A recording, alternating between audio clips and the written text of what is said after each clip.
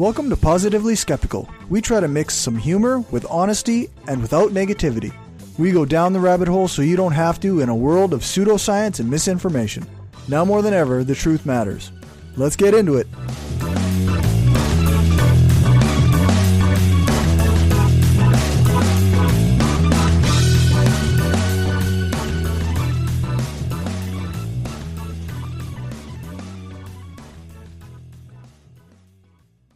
All right, welcome to Positively Skeptical, the show that examines claims based on pseudoscience, history, dogma, and any type of woo.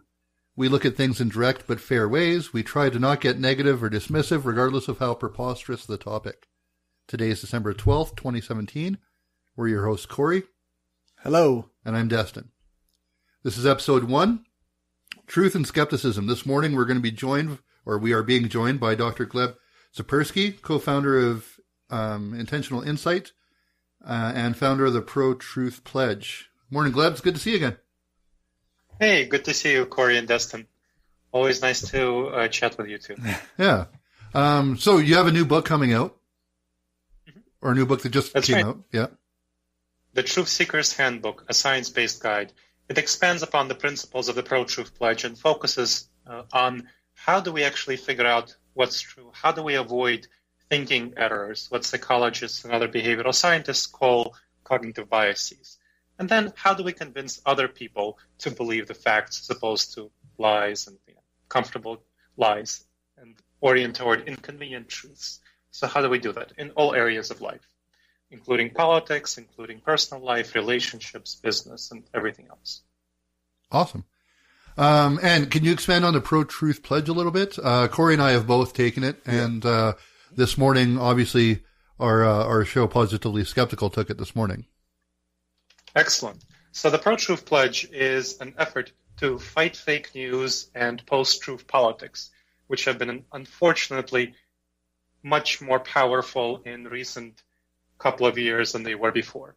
And it's an instrument. There are 12 behaviors. It's a behavioral science-based instrument where folks of all stripes, all the listeners to this show, can go to protruthpledge.org. Again, that's protruthpledge.org, and sign the pledge and commit to these principles. There are 12 behaviors. I'm going to read a couple of them. First, fact-check information to confirm it's true before accepting and sharing it. Then, share my sources so that others can verify my information. Reevaluate if my information is challenged and retract it if I can't verify it. And celebrate those who retract incorrect statements and update their beliefs toward the truth. And 8 more behaviors like this. Anyone looking at this will say that, okay, this is what skeptics should do. This is people who are appropriately oriented toward the truth should do. And going there, signing the pledge, is essentially casting your vote for the truth as opposed to lies and deceptions.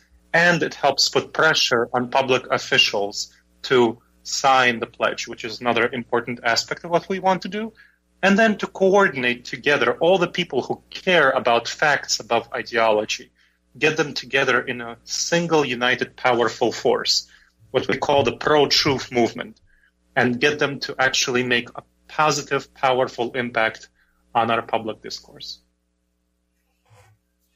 Awesome. So how many people have taken the pledge at this point?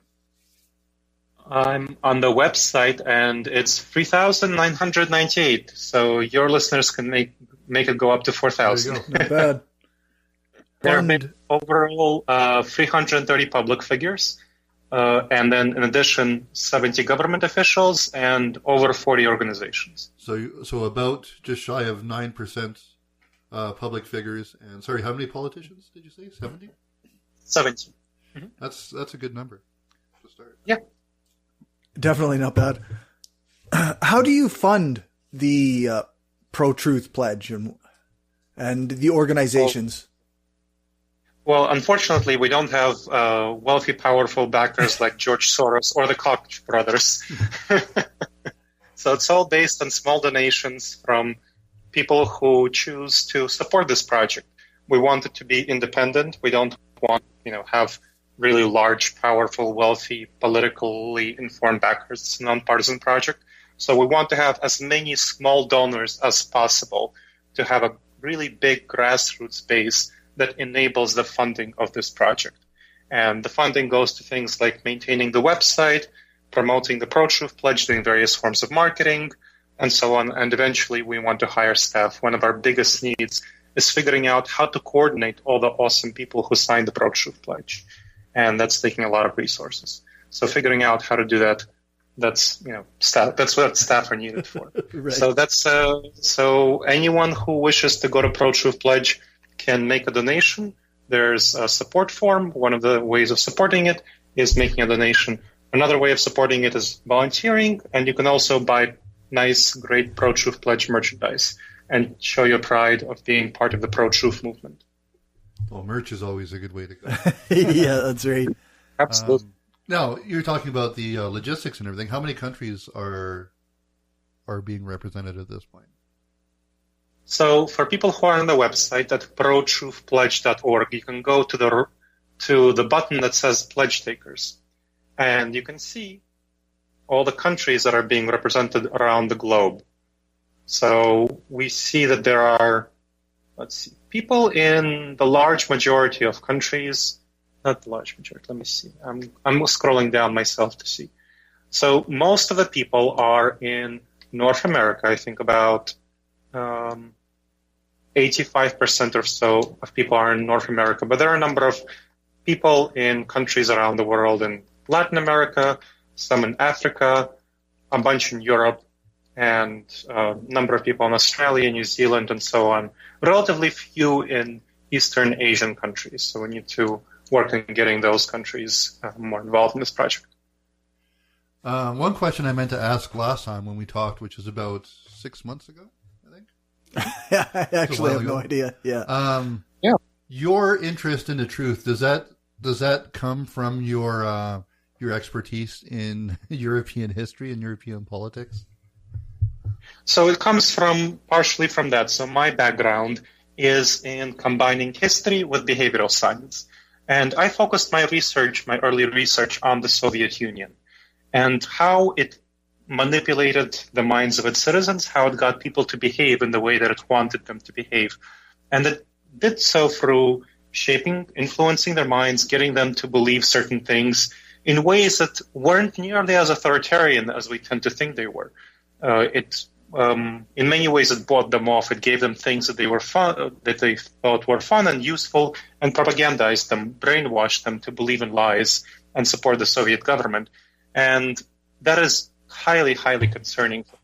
So when I see certain similar tendencies going on in the current post-truth environment, I am very concerned, and that has definitely pushed me to switch my research and activism from working on the Soviet Union and historical stuff to looking at contemporary American and European politics, Canadian politics, and so on, and how we can prevent a similar situation, a similar authoritarian situation from happening here.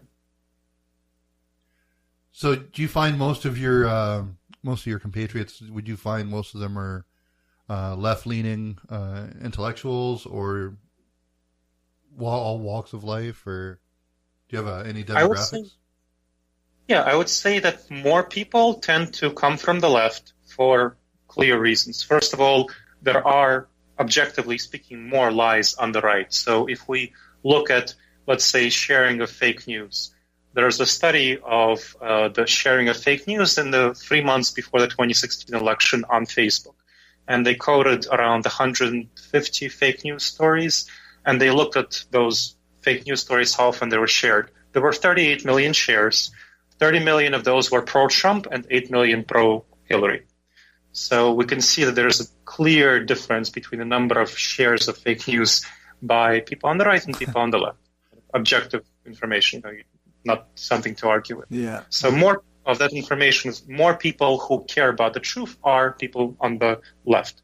So that is the case. But there are plenty of people on the right who really don't like the Stephen Bannon approach to politics. Right. The approach to politics of Stephen Bannon, who is the leader of Breitbart.com, which is the biggest political website in the world by now. And it's the very right-leaning political website, spreads a lot of lies, fake news, very misinformation. Right-wing German-esque. 1940s era. Yes, absolutely. Now, it's very speaking about false... So there are people who are Republicans, conservatives, who don't like it and who gladly sign the pro-truth pledge. And people who are religious, plenty of people who are religious who sign the pro-truth pledge as well. In fact, for folks who are on the website, you can go to the blog page, and I think the second blog down is called Why a Conservative Christian Pastor Took the Pro-Truth Pledge. Okay. So you can find out why Lorenzo Neal chose to take the pro-truth pledge and why he chooses to be involved. It'd be interesting. Yeah, for sure. Going back to when you're talking about fake news, something that directly ties into that, Fox being bought out by Disney. How do you think that's going to affect things like Fox News and the hardcore right media? If Disney takes a more mid-ground approach, even though Walt Disney was a really right-wing nut bar, but his company since then is more moderate, obviously. It is more moderate. So we'll have to see. Fox News has been, in the current political environment, has actually somewhat shifted a little bit more center compared to Breitbart. So it's not nearly as right-leaning as Breitbart.com. And while there are plenty of hosts on Fox News who share misinformation frequently, people like Sean Hannity, there are also people who are more moderate and criticize the current environment of lies and fake news and so on. So it's more complex than many liberals give it credit for. So I'm not sure what will happen with Fox News, but I would guess it would probably go a little bit more centrist than it currently is. Perfect. This sounds good. Something I was wondering about is how the book expands on the pro-truth pledge. What does it say that isn't already out there for information? Sure. So the pro-truth pledge is simply the 12 behaviors that people commit to following when they take the pro-truth pledge. The book does way more. So again, that's the Truth Seeker's Handbook, a science-based guide. It's available on Amazon now. I think it's recently hit the Amazon bestseller list in its category, which is decision-making and problem-solving. And it talks about how we as human beings think and feel and why we make the thinking errors that we do, why we believe in lies, kind of things like confirmation bias, how we look for and interpret information in ways that conforms to our beliefs. And how do we combat that? How do we as skeptics combat that? It's really important that we do so, but it's really hard. And we tend to, even skeptics tend to deceive themselves and have the wrong beliefs about emotionally charged issues. Yeah. How do we address that? How do we deal with that? Things like the backfire effect. When we talk to people and present them with facts and evidence, often those people, especially if they're more emotionally oriented, tend to presenting them with evidence tends to backfire and actually cause them to develop a stronger attachment to their incorrect beliefs. How do you deal with that? How do you challenge people's minds and open them to actually believing the facts? So, for example, I talk about a strategy called eGrip, which is much more effective than arguments. So eGrip talks about how it's an acronym for emotions, goals, rapport, information, and positive reinforcement. So you start with people's emotions. You figure out what they care about. Then you establish shared goals for both of you. Then you establish rapport, which is a sense of trust. Only then do you present evidence, the facts, the information. That's the information part. And finally, you give them positive reinforcement for changing their minds even a little bit, for showing the behavior that you want to see. I can talk through how it would work in actual life, but that's one of the strategies that the book describes. And it goes into a lot of things like this that any real truth seeker, any real skeptic should know about in order to have a life that is most aligned with the truth and the facts. No, that sounds like it could be a pretty useful tool. It's another one to add to the pile of must-reads. Yeah. I've already bought my Kindle version. Excellent. It's also great to give to friends. It's written in a very friendly language. It's not like a Richard Dawkins book or a Sam Harris book. It's a book that's written in a very friendly language, oriented toward helping people change their minds. So it's great for people in your life who are not as skeptical as you would like them to be. So, holidays are coming up, put it gifts for your friends and family. Are you, is the group planning any speaking engagements, any tours or anything like that in the future? I know that's an expensive thing to get into, but I know that there's always different conferences. Yeah. Yes. So I am speaking at Dragon Con, which is the largest sci-fi convention in the world, in Atlanta, and so that's one thing I'm doing. But generally, what we do is that we have. So this is a movement, the pro-truth movement. We organize local groups. If there are local groups around the country that want to host speakers, we try to connect them with local activists in the area who can do speaking. So, for example, Michael Tyler is, there's a venue in Oregon, a local secular group that wants somebody to speak, and I'm connecting somebody, Michael Tyler, to speak there. And there's another group in Westchester, the Ethical Society of Westchester. So I'm connecting someone from New York to speak there, and it's close by. It's not too far. So that's the main way that we tend to get out the words to local venues, is have people who are present there give presentations on the pro-truth pledge, because it's not about me. It's a movement. Right. I'm just one representative of this pro-truth movement. And anyone who wants to get involved and has public speaking skills can engage in public speaking on behalf of the pro-truth pledge. Good. Now, because we are a show that has decided to be dedicated to debunking falsities, I'd encourage anyone that listens to this that you share it with, this interview, to definitely, if you ever hear something coming out of our mouths that is patently untrue, definitely challenge us on it. But other than that, is there anything else? We plugged your book and the group. Anything else you wanted to talk about before we let you get on with your lunch hour? Well, it's been great to be the first guest on Positively Skeptical. I'm enthusiastic about this show, and I'm looking forward to it taking off. Thanks. Awesome. Well, thanks for joining us again, Gleb, and we'll definitely be talking to you again on Brainstorm in the future. Yep, for sure.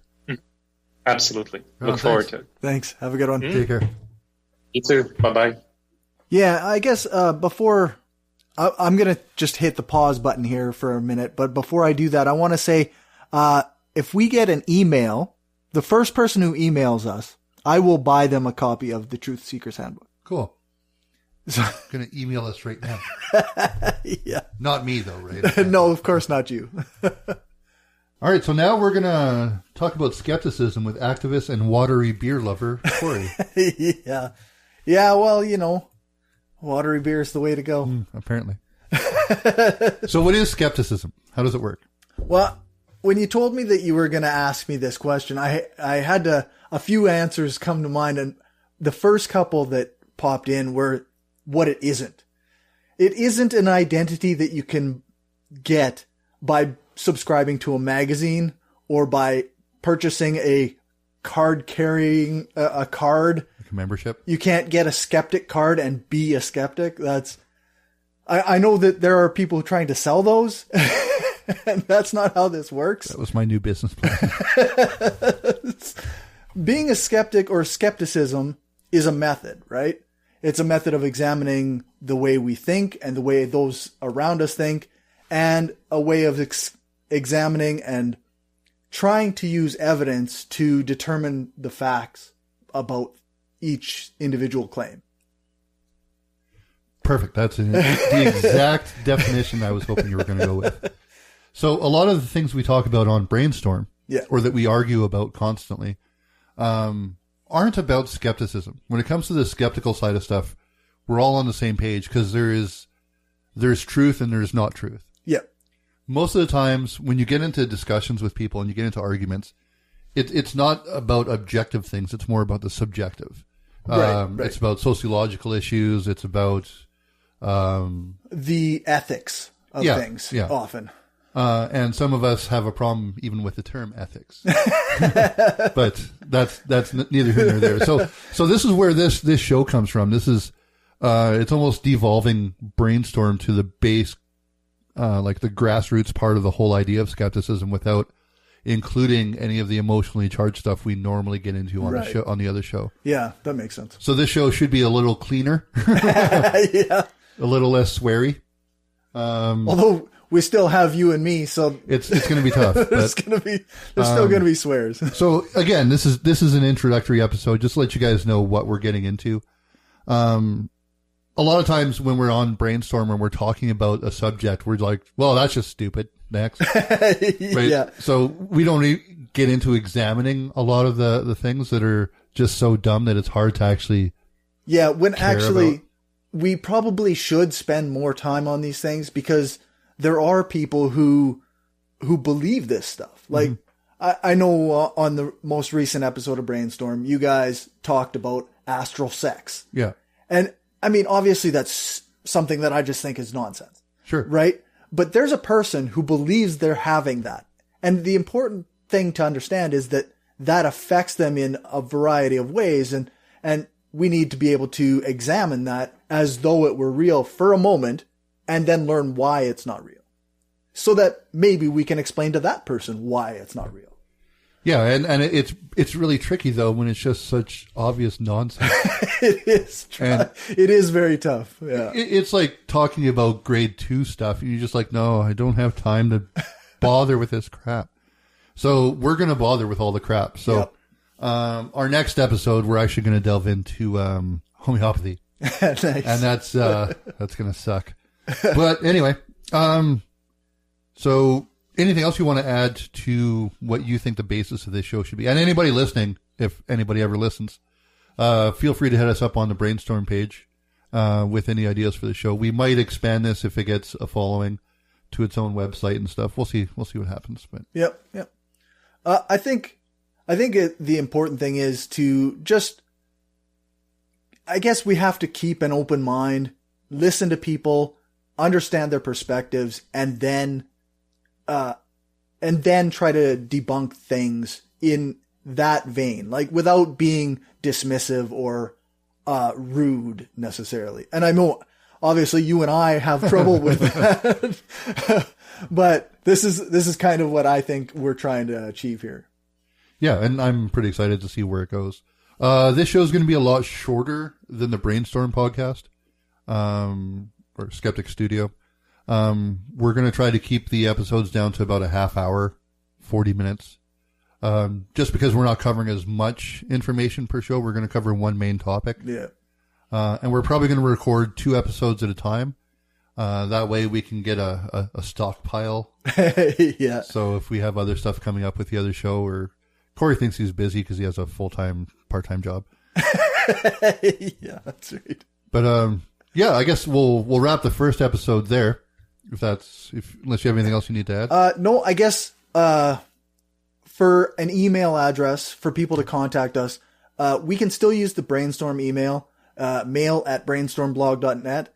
That way there's no confusion and people can contact us about any of our variety of shows.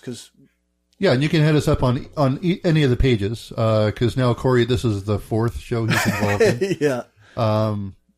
So either through our brainstormblog.net website, or the Facebook page for Brainstorm, or the Facebook page for Positively Skeptical.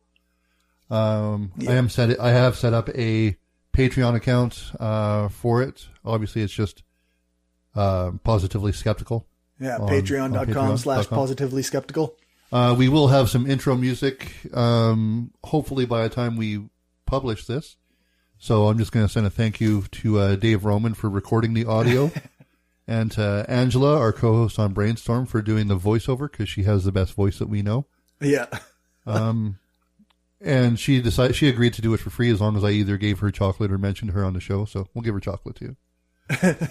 Plus now she's been mentioned. Yeah, and obviously any audio work we get done will get done by Dave at Roman. Nomad. Nomad. Just keep saying that because his studio keeps moving. But, all right, we'll wrap it there, and we'll talk to you guys during the next episode. Cool.